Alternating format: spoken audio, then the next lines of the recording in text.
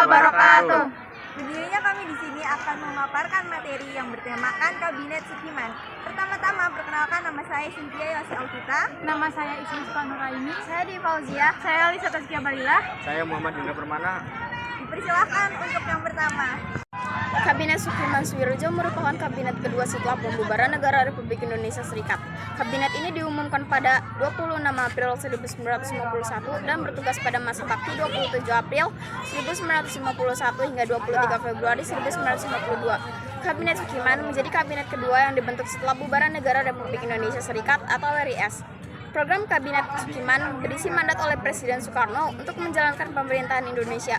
Kabinet ini dapat dikatakan sebagai formatur pemerintahan yang dibentuk oleh koalisi dua partai, yaitu Masyumi dan PNI, diketuai oleh Sukiman dan Wakil Suwiryo.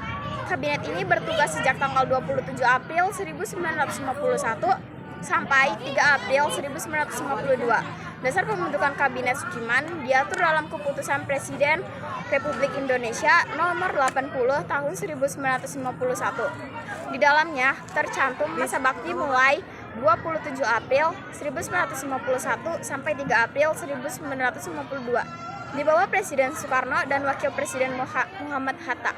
Sukiman selaku pemimpin kabinet saat itu juga disebut Perdana Menteri. Di bawah Sukiman terdapat wakilnya yang bernama Suwiryo dan 17 kementerian lainnya. Berikut ini adalah berbagai partai yang tergabung dalam Kabinet Sukiman. Yang pertama adalah Majelis Syuro Muslimin Indonesia atau biasa yang disebut dengan Masyumi.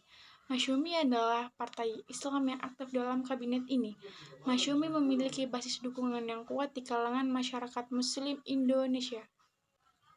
Yang kedua adalah Partai Indonesia Raya atau biasa yang disingkat dengan PIR. PIR adalah salah satu partai yang berperan dalam mendukung stabilitas politik dan pembangunan nasional. Meskipun kemudian partai ini pecah ke dalam dua kubu, namun tetap berkontribusi dari partai ini dalam Kabinet Sukiman tidak dapat dipandang sebelah mata. Yang ketiga adalah Partai Buruh Indonesia. Partai ini awalnya berdiri sebagai organisasi buruh nasional pusat yang dikenal dengan nama Barisan Buruh Indonesia atau yang disingkat dengan BBI pada 15 September 1945. Namun dalam Kongres BBI yang diselenggarakan pada 9 November 1945, organisasi ini mengalami perubahan menjadi sebuah partai politik yang mengganti namanya menjadi PBI. Yang keempat adalah PKRI. PKRI adalah singkatan dari Partai Katolik Republik Indonesia. Meskipun telah ada sejak tahun 1917, partai ini baru secara resmi didirikan di Yogyakarta tahun 1923 oleh Komunitas Katolik Jawa yang dipimpin oleh F.S. Harijadi. Di bawah kepemimpinan I.J. Kasimo, partai ini kemudian berganti nama menjadi Perkempalan Politik Katolik Jawi atau yang disingkat PPKD. Yang kelima adalah Partai Sarekat Islam Indonesia. Partai Sarekat Islam Indonesia atau yang disingkat dengan PSII adalah salah satu partai politik yang memiliki kepentingan kaum Islam dalam kabinet ini. Mereka berperan penting dalam mengadvokasi nilai-nilai Islam dalam kebijakan negara. Kabinet Sukiman memiliki 7 program kerja utama yang disampaikan kepada parlemen pada tanggal 28 April 1951. Program kerja tersebut adalah 1. Menjalankan tindakan-tindakan tegas sebagai negara hukum untuk menjamin keamanan dan ketentraman, serta menyempurnakan organisasi alat-alat kekuasaan negara. 2. Membuat dan melaksanakan rencana kemakmuran nasional dalam jangka pendek untuk mempertinggi sosial ekonomi rakyat, membaharui hukum agraria sesuai kepentingan petani dan mempercepat usaha penempatan bekas pejuang dalam lapangan pembangunan. 3. Menyelesaikan persiapan pemilu untuk membentuk konstituen dan menyelenggarakan pemilu dalam waktu singkat. 4. Mempercepat otonomi daerah. 5.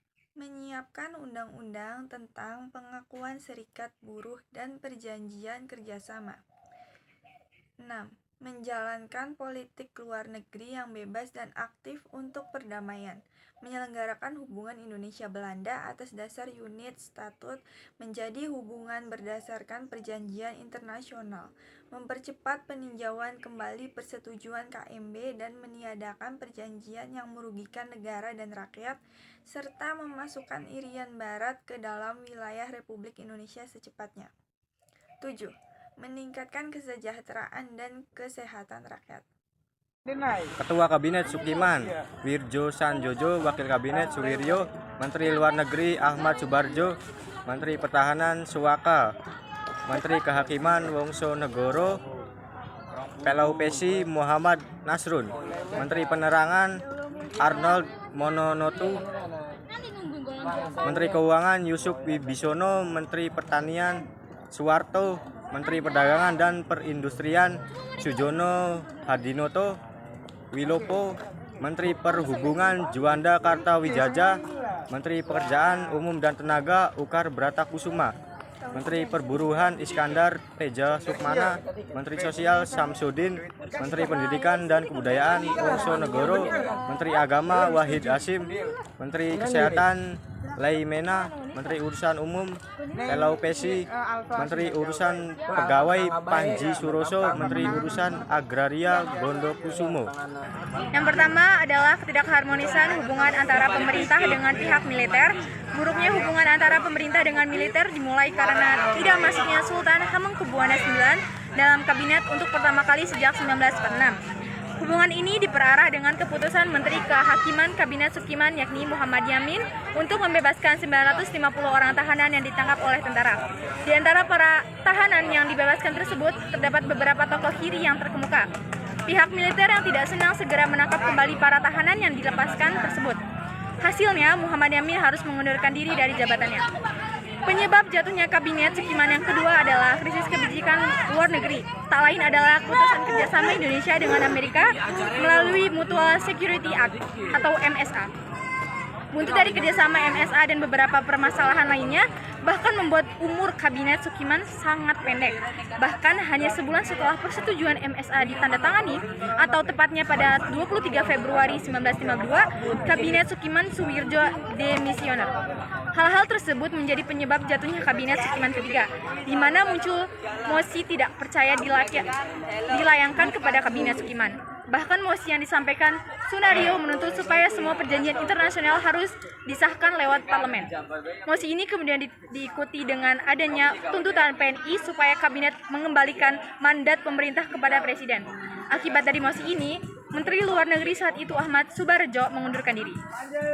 Kemudian diikuti oleh seluruh anggota Kabinet Sukiman mengundurkan diri dari jabatannya pada Februari 1952. Pemerintah Kabinet Sukiman akhirnya resmi berakhir pada 3 April 1952. Kabinet ini kemudian digantikan oleh Kabinet Wilopo.